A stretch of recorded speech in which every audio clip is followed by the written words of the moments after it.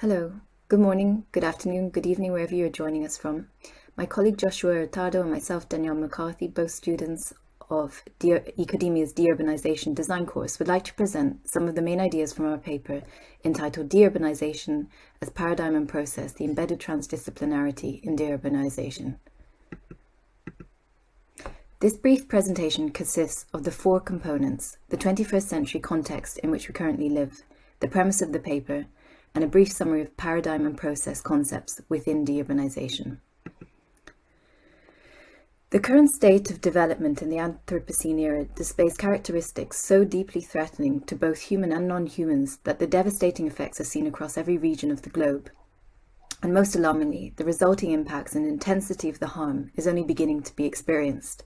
The scale and the problems of urbanization and contemporary lifestyles that it codifies and locks into place are multidimensional and are enormous.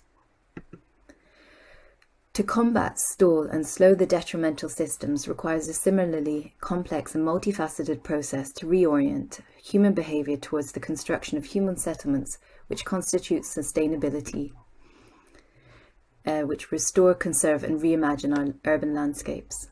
Deurbanization has been proposed as this alternative, which advocates cultivating eco-communities and permanent habitats that creatively allow for a symbiosis of human activity with nature and address the multiple harms caused by urbanization within realms of the cultural, ecological, political, and ethical.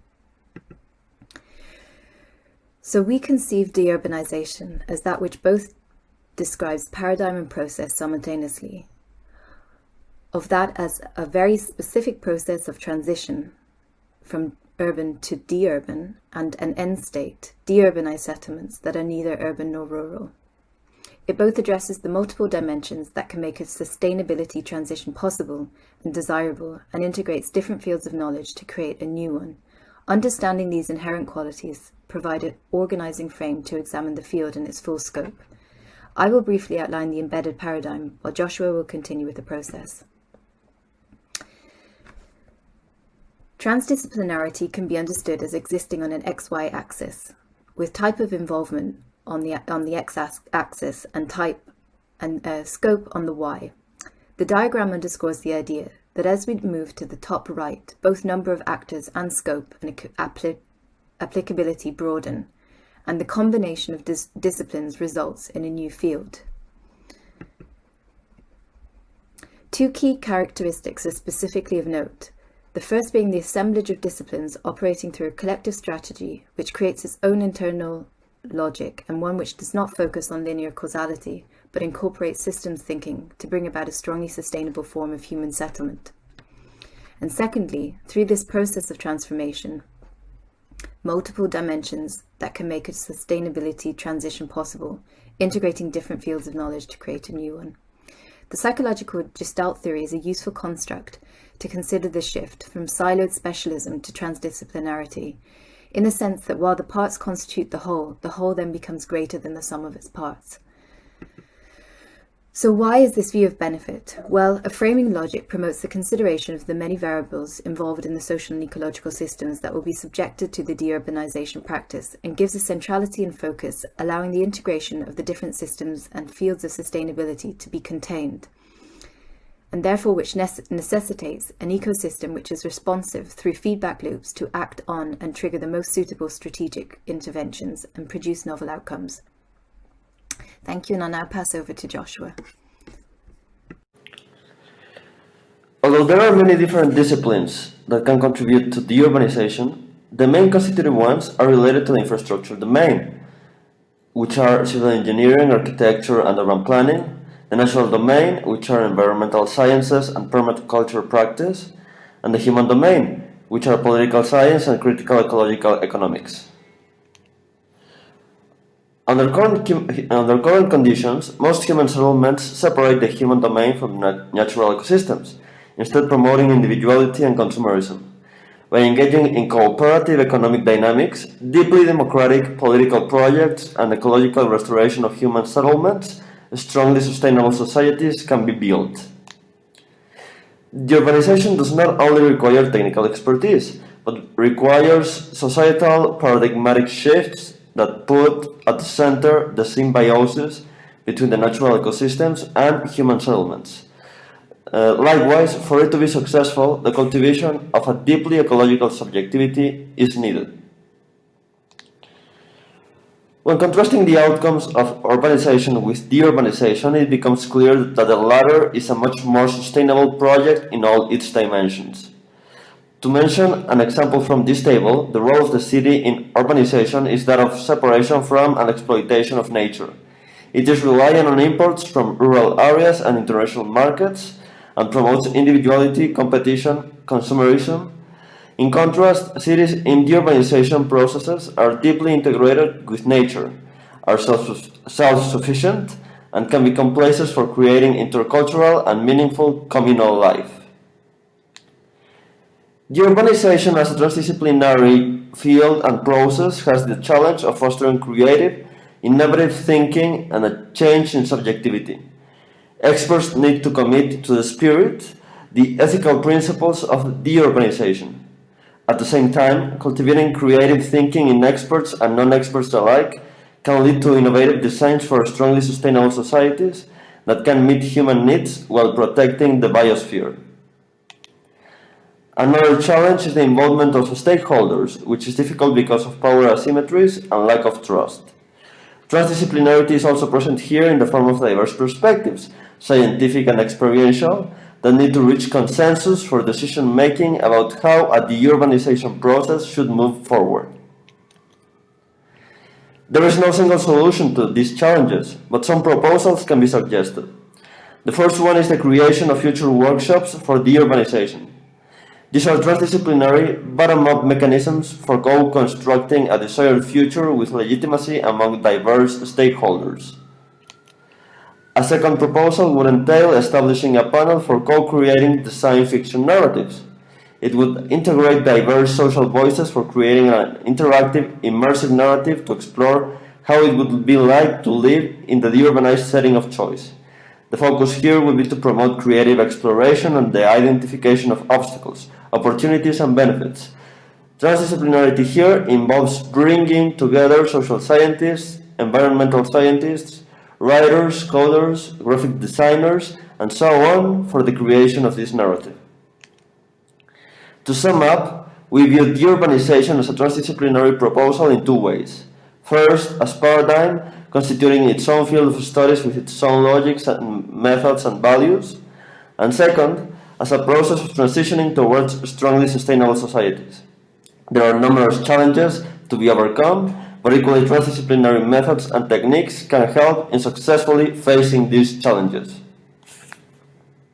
Hello everyone, welcome to our presentation. As you can see on the screen, our topic today is towards post-pandemic urban change, renaissance of bicycle networks.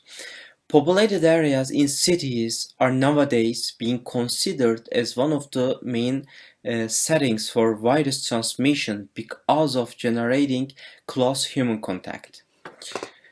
Public transportation is a medium where we observe such a close contact. In order to stop spreading the virus, cities must provide new regulations to reduce weightiness of public transportation and accordingly car dependence so that people can use alternative means of mobility. In this perspective, this study introduces an urban strategy that is based on creating more cyclist-oriented city where walking and cycling are the main achievements to reduce the density of public transport and car dependence. There are some cities such as Bogota, Mexico City, Budapest, Milan, and Ankara that seem successfully implementing the tactic of bicycle mobility as prioritized non-motorized mobility at an efficient level. Some of them have been turning the existing roads into bike lanes and some have been designing new bike lanes.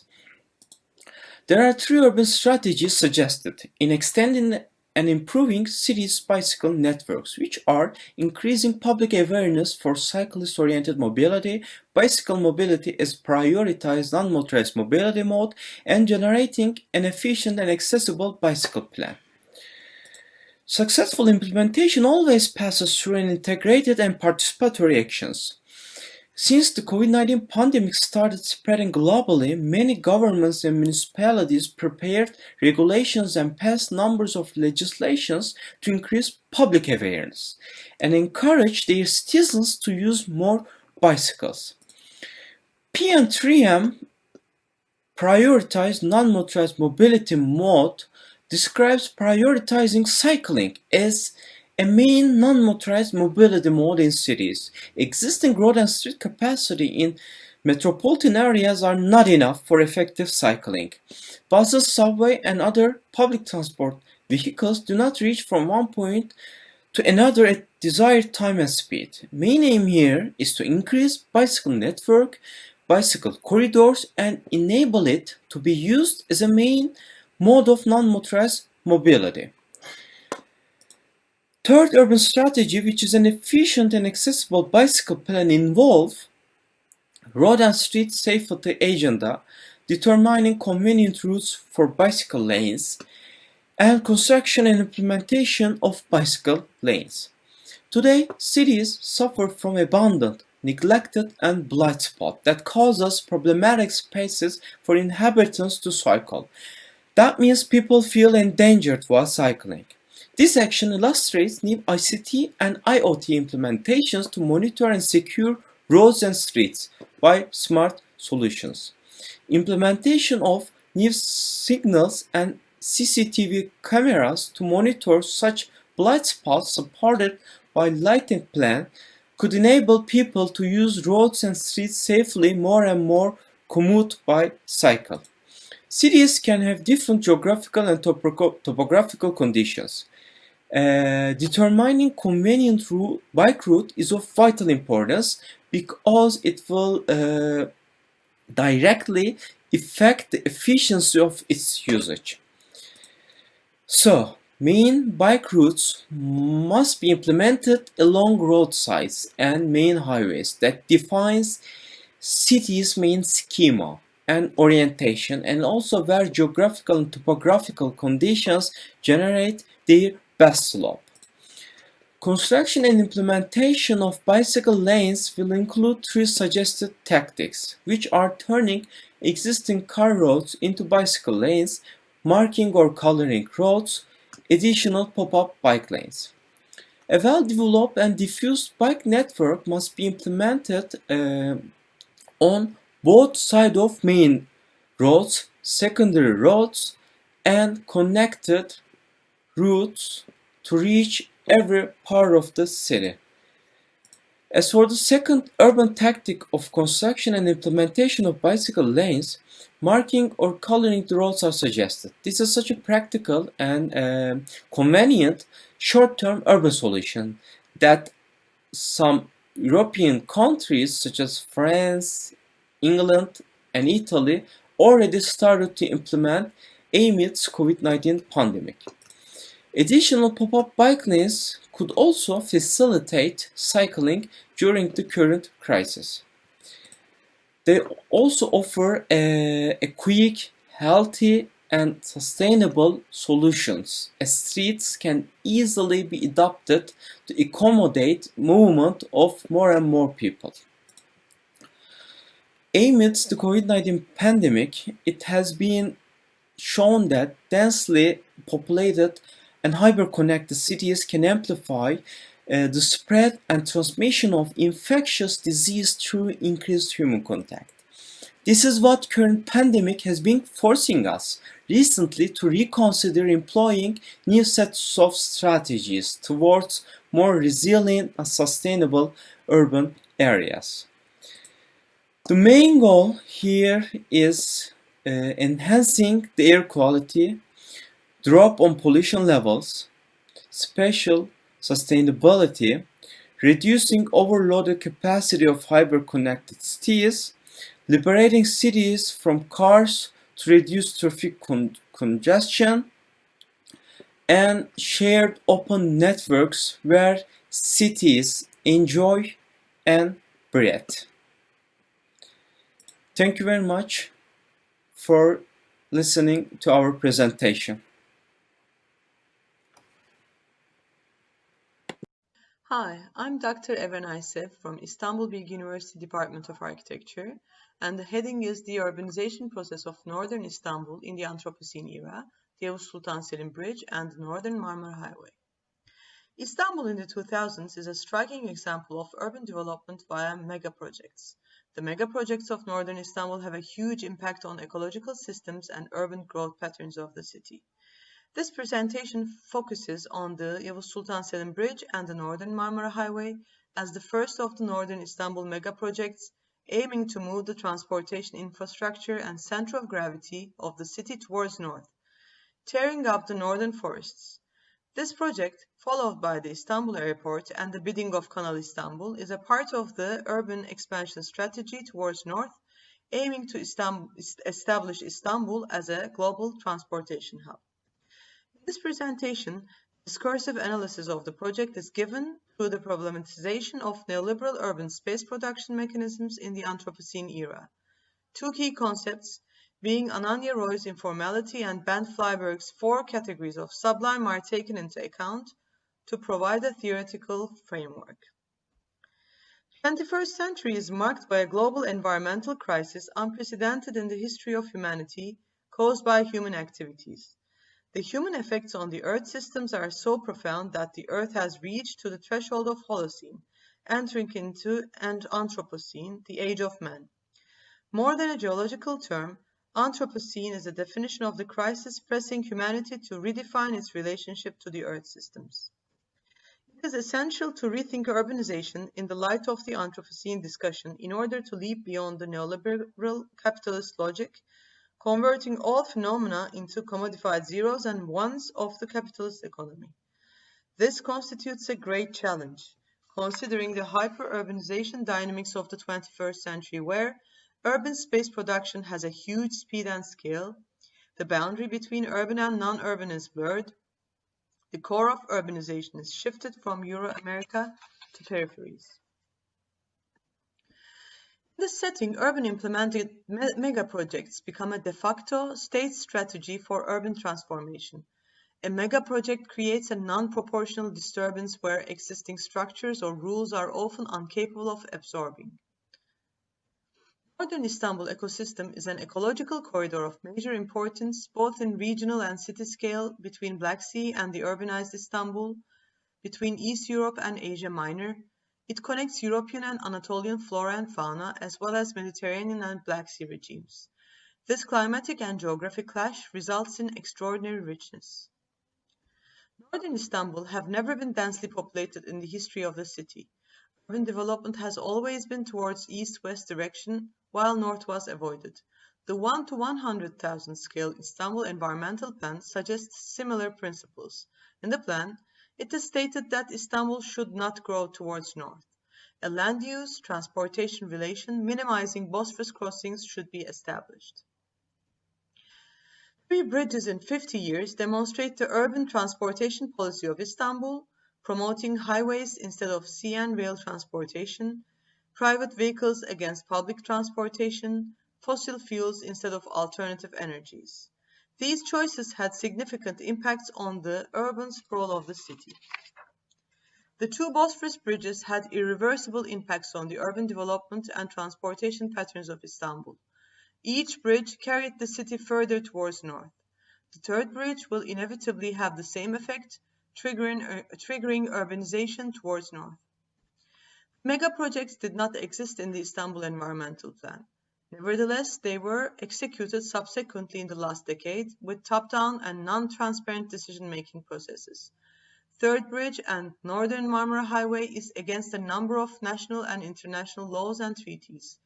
The execution of the project is legitimized through revisions of planning documents, bypassing laws and regulations by the government. This is commodified informality as stated by Roy.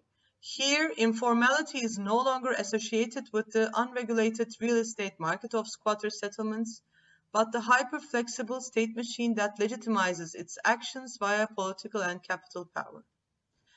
Mega projects are frequently promoted through their size, scale, or volume, publicized as being the tallest, biggest, or longest, as if the size is a valid indicator of quality.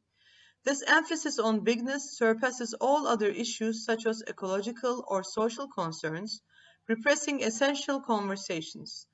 Third Bridge and Northern Marmara Highway follows the same logic. The quantitative features of the project are a huge part of the affirmative discourse built around the project as highlighted in the promotional books and brochures, newspaper headlines, and inauguration speeches. This is a typical example of the technological sublime as discussed by Flyberg. Mega projects are tools for political propaganda, manifestations of power, and vessels for public attention and visibility. Economic sublime is the justification of mega projects with profitability, capital accumulation, and economic rejuvenation. Mega projects trigger economic activity, create new jobs, and feed the construction sector. Through North Istanbul mega projects, an estimated 350 billion US dollars worth of real estate market will be created from scratch at a part of the city where urban development is mostly prohibited. So the issue is far more than improving the transportation network. It is the creation of artificial needs to commodify and market the unurbanized forest area and attract global capital in the expense of natural resources. In the Anthropocene condition, the limits of our planet, which have been inconceivable to exhaust, are revealed before our eyes. In this new paradigm, in order to make peace with Earth and start healing the crimes against nature, it is crucial to question, challenge, and deconstruct the capitalist discourse of infinite progress and growth that have taken humanity hostage for so long. Thank you for listening. Incentivization of freedom and its future, which has been co-authored by Ahmed Wasim Ghori. So what is freedom? Is it democracy? Is it free market capitalism? Or is it just emancipating yourself? We democratically elect populist leaders to lead us. Is this a case of freedom? We come up with new ideas and implement them in this capitalistic society. Is that also a case of freedom? And in most cases, in most societies, we are able to be whatever we want to be. Is that also a case for freedom? Or is this just an illusion which has been fed to us uh, since all of our lives as soon as we are born? Or is this just a way to enslave us further? There are two very integral people who look beyond the chains of illusion. One is Sigmund Freud, who is the father of psychoanalysis, and then there's Karl Marx, who is the father of socialism, and Erich Fromm, who brought their theories together. Freud believes in the main problem that we are facing is because of the repressed sexual aggression that is a result of the primitive self and the civilized self combining together, which leads to discontentment.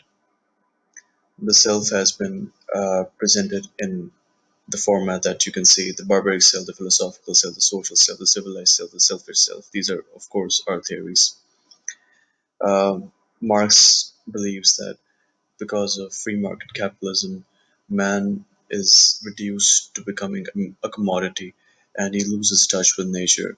And because of that, he loses touch with himself and becomes an alien to himself and the people around him and nature itself. So, society, the foundations of collectivism, the evolution of collectivism, sane society, insane society, society of many selves. We're going to talk about that, all of these in our paper. Um, when we combine the theories of Freud and Marx, we end up with Fromm's theory, which is robotism, which is applicable in the 21st century. It's we are being ruled by machines, and we are enslaved by machines. This is what Fromm predicted, and this is what is happening these days. Society of many cells is derived from a lot of things.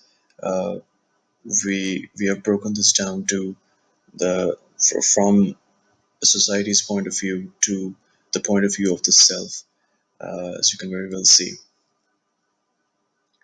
And then there were these major revolutions that happened. The Industrial Revolution, of course, we know about this, and then the Urban Revolution, which has been presented by Henry Lefebvre. And then there's this spatial revolution that we are presenting ourselves. The Industrial Revolution it leads to the Urban Revolution, which is that as soon as you can find the tools and the techniques to urbanize, you start urbanizing entire fields, and once this urbanization is complete, you are no longer you no longer have the space to move about, and that is why you create an abstract space, which is a space that is within your mind or within your computer screen, or just like cyberspace. So, what is an urban sprawl? Why? How did it come into being? It's because of finance-led capitalism, employment and construction industry, overpopulation, and the need for job creation.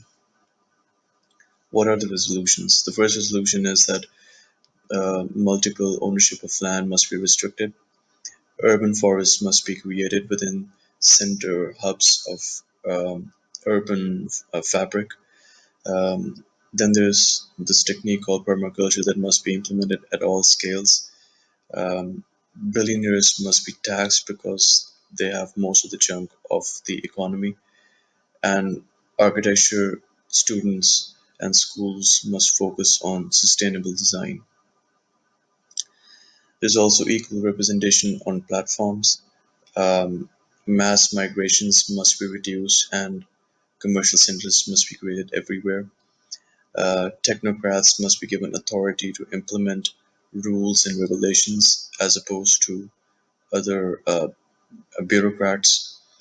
Need-based expansion. We don't need to have multiple apartment buildings that have been vacated over time. We just need to have the right data to see the people who really need this.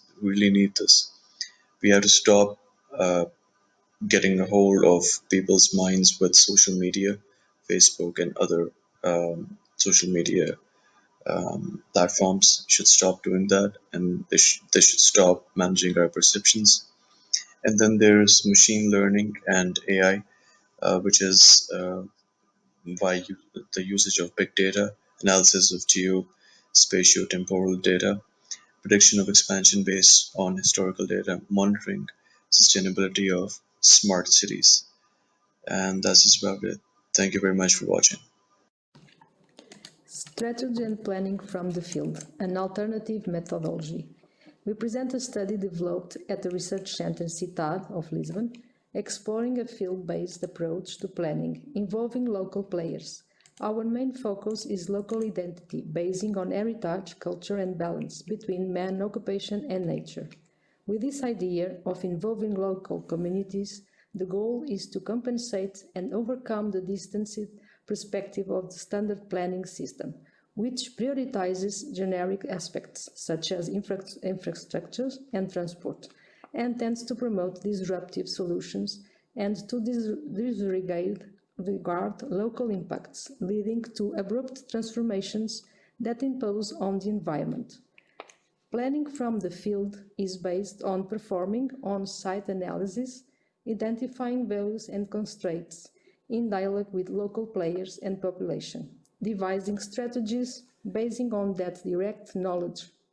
We present here in a synthesis 3 case studies in different stages of implementation, showing distant situations in which this methodology is tested. Identity and local values. Sobolais Retacho, the first case study, is a textile industry cluster in a rural environment in inland Portugal near the city of Castelo Branco. An industrial pole that flourished in the 1950s, since 1985 its activity had a continuous decay, leading to a demographic decrease and to urban degradation with deserted industry facilities and abandoned housing. A CITAD multidisciplinary team studied this territory, identifying its fragilities and potential, together with the remaining population, focusing on the possibilities of regeneration. The approach, based on several activities and events, involving the residents as well as outsiders like architecture students and teachers, an open class entitled Factories Are Open, a workshop in city and territory, and a creative assault named Lançart. These events made possible the reuse of some of the abandoned buildings and spaces, and showed the community, most of the people with a background related to these industries, the value of their history and legacy of life. It also alerted local administration for the specificity of this place and the value of its past, which resulted in the project of creating a local museum. The Mutex Textile Museum was the result of this intense and concentrated planning process. It occupies one of the old industrial facilities, which was rehabilitated and still exhibits its machinery. It is open to the public and develops activities together with the population and constitutes an instrument of local development and attraction in that territory. In a second case study, the Tagus estuary, various specific sites have been focused with an identical methodology, like Trafaria, Forte da Casa, and Alborrica. The estuarine territory around the Tagus is a broad and diverse landscape composed of many different spaces, which include cities like Lisbon and Almada, portuary facilities, suburban sprawl, rural areas, and nature reserve. Its planning is mainly handled according to administrative limits, often with no regard to local differences and identities. Understanding these local identities and their potential for development within a complementarity network of different and specific spaces was the core of the studies. In Trafaria, it was proposed the rehabilitation of an old asylum and penitentiary, being presented students' designs and ideas, the creation of a new cultural walk path through the South Bank, Quintas, or ancient villas, was another proposition that the municipality considered and is presently studying. At Forte da Casa, after identifying the territorial barrier created by the railway, an overpass was suggested, for which a design competition was held, leading to the construction of a passage that minimized that constraint. In Alborrica, the estuarine waterfront of Barreiro, important lessons from ancient occupation were identified, like the use of proto-industries such as tidal mills and windmills, in a balanced relation with the environment and the unveiling of the history of Quinta Brancamp, one of the Tagus Quintas de Recreio, which led to the acquisition by the municipality of these abandoned sites in a process that still awaits its completion. A third case study is now beginning, Fonte Longa, in Poiás municipality, near the city of Coimbra, in which large-scale wildfires recently outlined a desertification problem. This case is now being studied, identifying the values, traditions, and practices that form the cultural and social identity of the place and its community, in order to delineate strategies for sustainable occupation that can manage the threat of large-scale forest fires and to thwart desertification. Our findings. Thought has complement to the planning system, since it has itself its limitations. This from the field methodology is being tested with the goal of implementation, more informed and effective planning. These experiments show some positive results, leading the administration to some successful outcomes, although being conditioned by the responsiveness of administration, player and other entities. The continuing of these studies may, in the future, enable more comprehensive conclusions and possibly achieve broader exposure and awareness, contributing to their effectiveness. Thank you for your attention. Hi, the title of my presentation is An Analysis of Children's Perception on the Concept of Neighborhood Through Their Own Paintings. A neighborhood that encloses many types of buildings can not only be grasped with its geometrical, physical, and quantitative attributes such as the parcel area, street network, and the number of households, but it's also comprehended through its phenomenological attributes, such as the time flowing. Thus, a neighborhood deserves to be defined as a setting where neighbors come together, memories are accumulated, and events of happiness, sadness, and pain are also shared.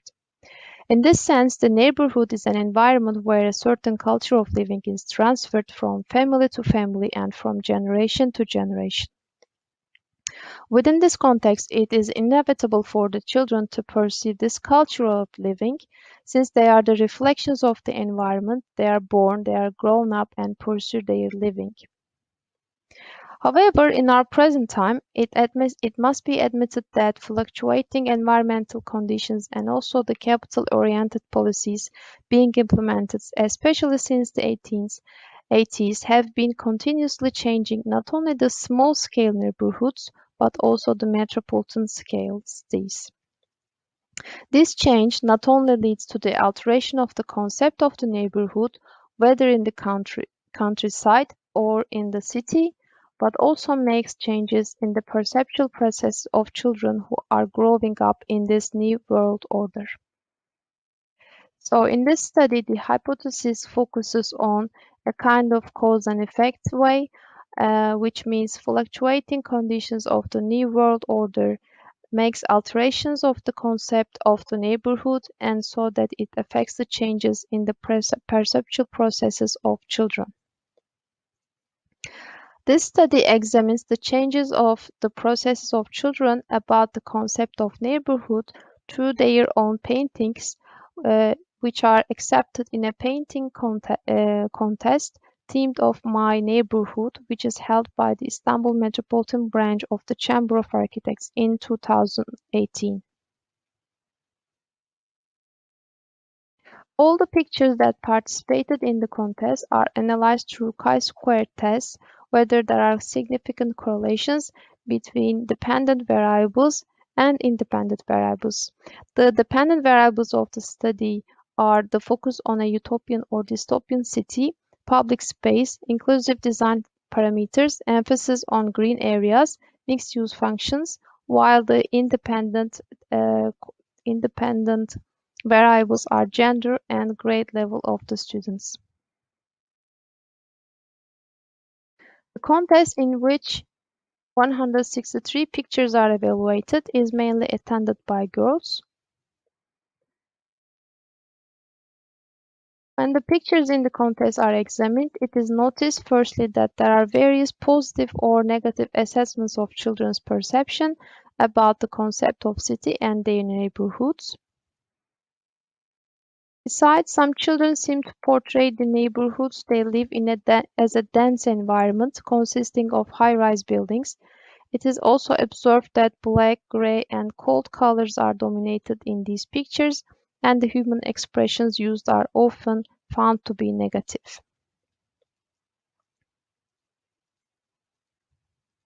Additionally, it is noticed that some of the paintings emphasize a kind of contrast, in a way that they express both the past happy state of the neighborhood and the present troubled state.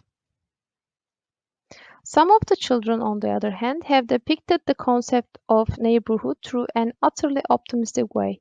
In these paintings, it is noticed that green areas with playgrounds, vivid street life, and children playing ball and hopscotch are used extensively. Furthermore, despite the fact that there is an increase in the amount of gated communities in cities like Istanbul, some pictures appear to be dominated by a mixed-use neighborhood with the commercial units on the lower floors of the housing estates. Moreover, some pictures emphasize the presence of a bike path in the urban life, and disabled people use the city in a peaceful way. When we look at the correlations, the results of the chi-square test show that the only significant correlation is between gender and representation of the focus on a utopian city. Besides, a very close statistical correlation is also found between gender and representation of emphasis on green areas. When the two correlations are analyzed, the distributions of these representations are revealed mostly in girls' pictures. In conclusion, it is comprehended through these pictures that physical and sociological changes in cities closely affect the children's cognitive processes. Thus, it is possible to say that there is either a positive or negative change in children's cognition about the concept of neighborhood. Thank you very much for listening.